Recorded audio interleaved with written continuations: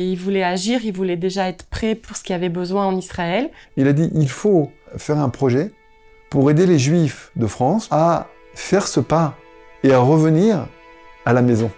Parce que notre maison, il n'y en a qu'une seule, c'est ici. C'est une recherche de vérité qui ne vient pas donner de leçons, qui ne vient pas dire j'ai raison, et qui ne cherche pas à changer l'autre pour vivre la Torah, Am Israël, Eretz Israël, avec toute la mashmaout. Il a fait une recherche de sa propre identité, de comprendre qui il est, parce qu'en sachant qui on est, on peut mieux donner.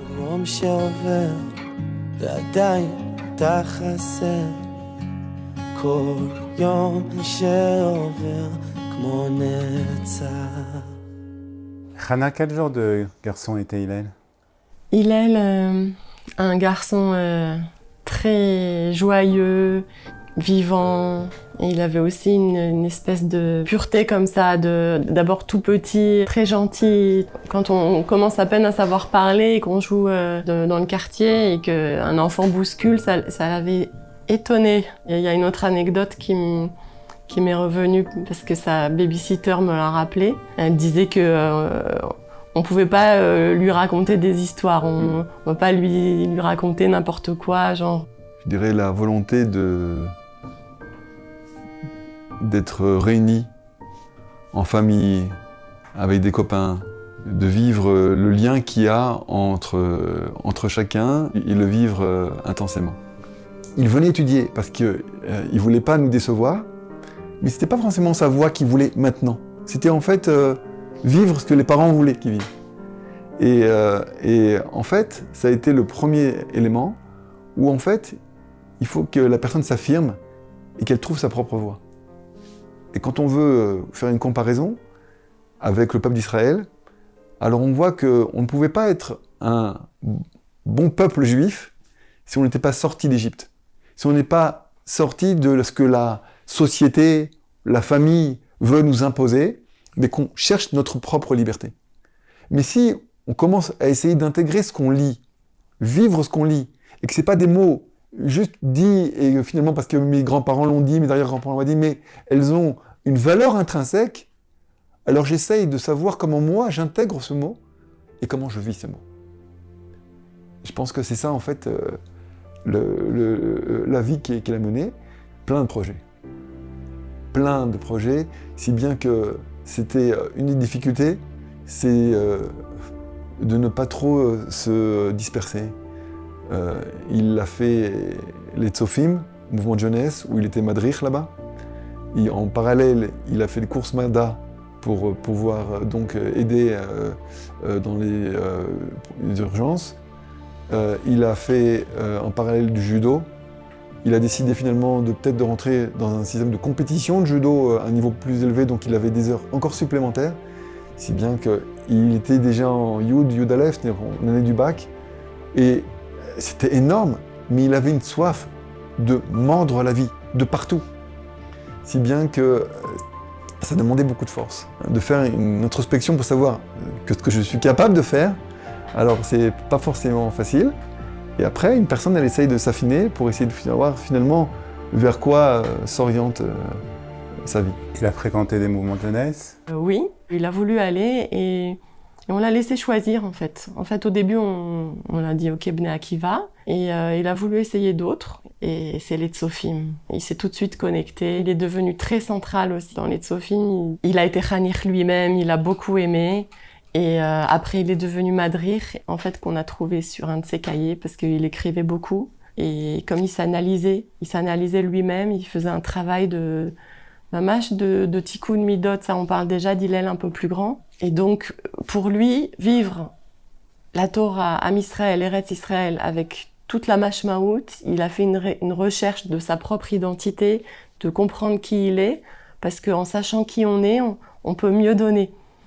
On peut vraiment mieux se connecter et donc mieux savoir qui on est, mieux vivre qui on est et mieux servir le peuple. En fait, c'était un peu ce qu'il avait en tête. Et il faisait un travail de recherche et aussi ce qui était bon en lui. On a trouvé qu'il a dit que de lui-même que c'était la ahava. Il avait une connexion avec les gens, mamash, d'amour pour son prochain. Il y avait une volonté de chez lui de recherche du Hémet.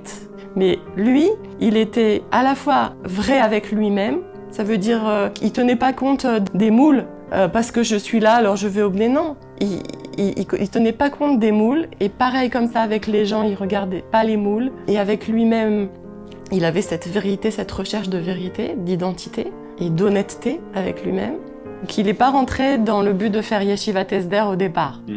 Et ça aussi pareil, ah bon, mais si c'est pas lui qui fait Yeshiva, alors c'est pourtant... Et non, lui, il a tilté sur cette Yeshiva de Brooklyn et sur le message, son programme de vie de Torah intégré dans la vie, impliqué en Israël.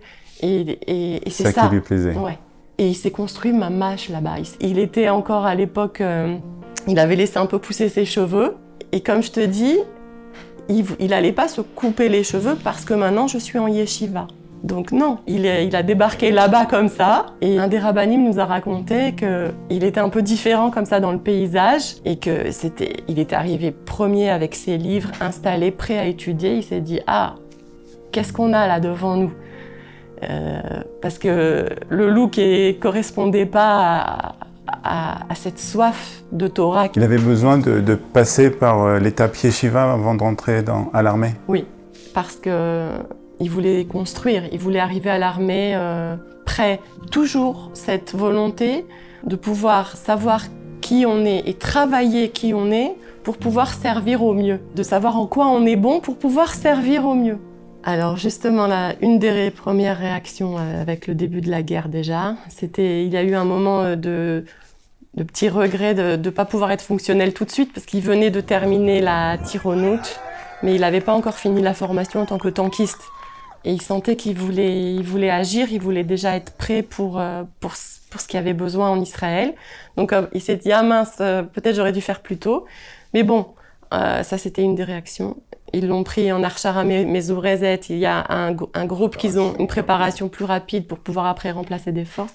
Mais une autre réaction aussi, c'est qu'il a perdu un copain de la yeshiva le 7 octobre, Amichai Vanino. Ils étaient dans la même chambre à la yeshiva en lit superposé. Ça, je ne le savais pas au début. Ce que je savais, moi, c'est que j'avais entendu un bachour qui avait étudié à Brooklyn. Et donc, je lui avais dit, tu connais tout ça, je ne savais pas qu'ils étaient dans la même chambre et qu'ils étaient...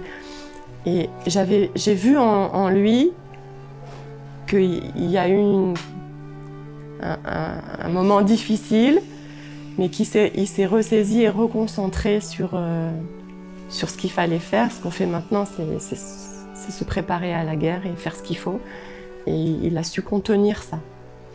Et il s'est avéré qu'ils sont partis à 1 an d'écart, tous les deux. Ils étaient donc sur le même lit superposé et que des amis communs entre eux, ils ont appris la nouvelle pour Hillel quand ils étaient à la Askara de l'année d'Amichai, à Chamin comme d'Amam. On a tapé à la porte. On ne s'attend jamais à ça. C'est pas possible de s'attendre à ce genre de nouvelles. Non. Même si on sait que lorsque on a son fils à l'armée, il était dans la bande de Gaza, c'est un risque qui peut arriver.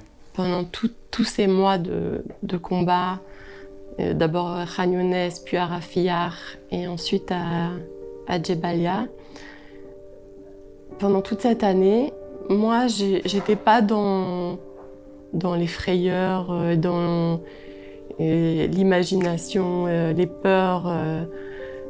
J'essayais de contrôler ça. Si tout d'un coup ça venait, j'allais lire des Tehillim, prier. Je gérais ça. J'étais pas à me faire peur à moi-même. On m'a rappelé que la dernière Messima pour Jebalia, c'est vrai que j'avais oublié que j'étais tout d'un coup un peu plus sensible. Les larmes coulaient un peu plus rapidement, mais je continuais en fait dans mon mode...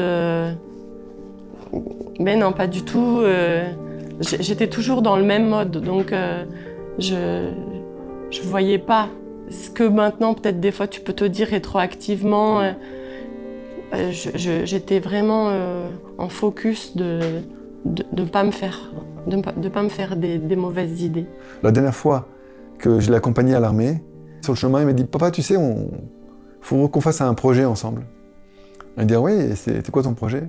Il lui dit « C'est pas suffisant de parler de la Géoula. La Géoula, il faut la faire venir. » Et un des éléments que nous donne le Tanar et aussi la Gemara, qui est un élément évident que la Géoula est là, c'est le retour des Juifs sur leur terre. Il a dit, il faut qu'on arrive à faire un projet pour aider les Juifs de France, puisqu'on est français, à faire ce pas et à revenir à la maison. Parce que notre maison, il n'y en a qu'une seule, c'est ici. Quand on se trouve entre la tête dans un pays et le cœur dans un autre pays, on n'est jamais 100% soi-même. Quand on est avec la peur de mettre une kippa sur la tête, ou alors de vivre et vraiment la possibilité de recevoir des coups dans la rue parce qu'on vit sans judaïsme, on n'est pas vraiment qui on veut être. Et de revenir sur sa terre, ça nous donne une possibilité finalement de développer son propre soi, mais de l'intérieur du peuple. Et de voir tout le bien qui est autour de nous et de vivre la chance qu'on a de vivre dans un peuple aussi beau. Alors, c'était son projet, et je pense qu'il faut renforcer les liens entre les Juifs de France et les Juifs d'Israël, qui est un lien qui existe au niveau du cœur, mais qu'il faut renforcer au niveau physique, de manière à comprendre que finalement, ce qu'on a envie, c'est de vivre ensemble, comme moi, je voudrais sentir mon fils, et que pour l'instant, je ne peux pas. Il aimait tellement les contacts et il avait une véritable écoute. Et dans les discussions, comme justement il cherchait la vérité, donc au contraire, il cherchait à convaincre personne de quoi que ce soit. Il n'y avait pas d'ego pour vouloir, avoir raison. Au contraire, il était intéressé d'entendre autrui. Pour pouvoir, il y avait une phrase qu'on a retrouvée dans un carnet qui disait « Tu dois comprendre en quoi l'autre a raison avant de pouvoir discuter avec lui. » Donc c'était au contraire une volonté de capter toutes les facettes de la vérité pour pouvoir y arriver encore mieux. Et de nos jours, justement, cette écoute et ce véritable dialogue de vouloir chercher à comprendre, de vouloir chercher en quoi autrui peut peut-être avoir un point de vérité. Et donc, ensemble, après, avec tous les points de vérité, s'approcher encore plus de la vérité. Il avait un véritable amour du peuple d'Israël. Oui. On m'a raconté les Chayalim que quand il y avait au combat des fois des pertes ou des blessés, il était très très très affecté. Il développe là-bas à l'armée une espèce de... Il gère un petit peu parce que sinon tu peux plus fonctionner.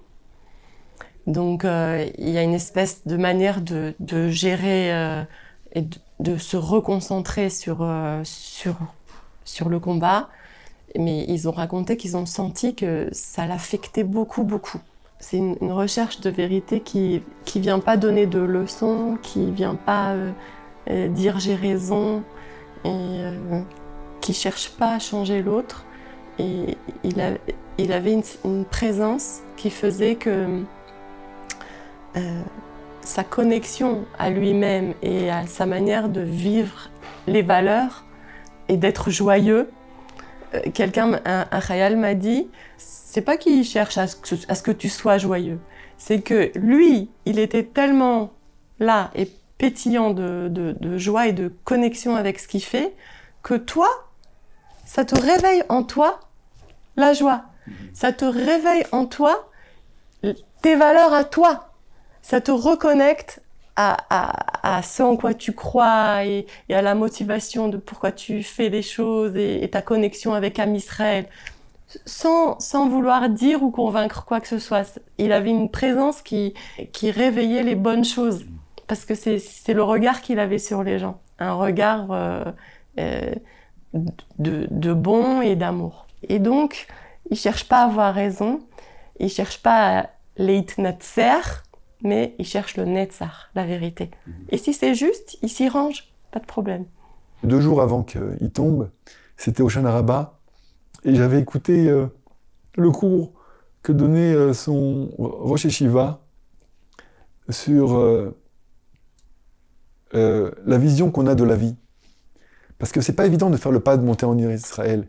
Parce que, à part la volonté au niveau du cœur de monter en Israël, il y a beaucoup de blocages qui disent j'ai un problème de trouver un travail, combien je vais gagner, comment je vais élever ma famille, etc. Et donc, les yeux nous disent c'est pas possible, et le cerveau non plus. Et dans ce cours-là, le Rav Chaim Baruch expliquait que des fois nos yeux nous trompent. Et pour nous faire comprendre cette idée-là, il expliquait que si jamais on demande à une personne qu'est-ce qui est plus proche d'elle, sa main ou son fils. Alors, si on examine les choses de manière scientifique, la main, elle est toujours avec moi. Mon fils, pas toujours. Ma main, elle fait exactement ce que je veux. Elle m'est fidèle. Mon fils, pas toujours. Donc, au niveau des yeux et au niveau de l'intelligence, on arrive à une conclusion qui est évidente. Ma main est plus proche de moi que mon fils. Mais si on parle au niveau du cœur, et on demande à une personne, qu'est-ce que tu préfères perdre, ta main ou ton fils? La vraie vérité, elle apparaît. La vraie vérité, elle est de notre cœur. Et quand elle sort à l'extérieur, on voit que tout ce qui a l'air extérieur et qui a l'air d'être des obstacles impossibles à franchir ne sont que de notre tête. Et quand on voit ça, on voit que finalement, les éléments extérieurs, c'est pas la vraie vie qu'on veut vivre. Et ici, on vit une proximité avec notre peuple, avec notre Dieu. On voit des hashgacha divines dans chaque chose qu'on peut vivre. Et c'est ce qui nous rend heureux vraiment. On pleure, mais on est heureux dans notre cœur. Toute leur vie, je leur ai dit à mes enfants, je souhaite une chose, qu'à la dernière seconde de votre vie, quand vous savez que le prochain pas, il n'y aura plus de pas, vous pouvez revenir en arrière, que vous ayez la possibilité de vous retourner en arrière, de vous dire, je suis fier de la vie que j'ai faite. J'ai rempli ma vie d'un torrent, d'une maout, j'ai vécu 100% de ce que je voulais être, moi. Et qui j'étais vraiment moi. C'est ce qu'il a fait. C'est ce qu'il a fait. C'est pour ça qu'on dit qu'il a vécu 22 ans. Mais sa vie était remplie comme une personne de 70 ans.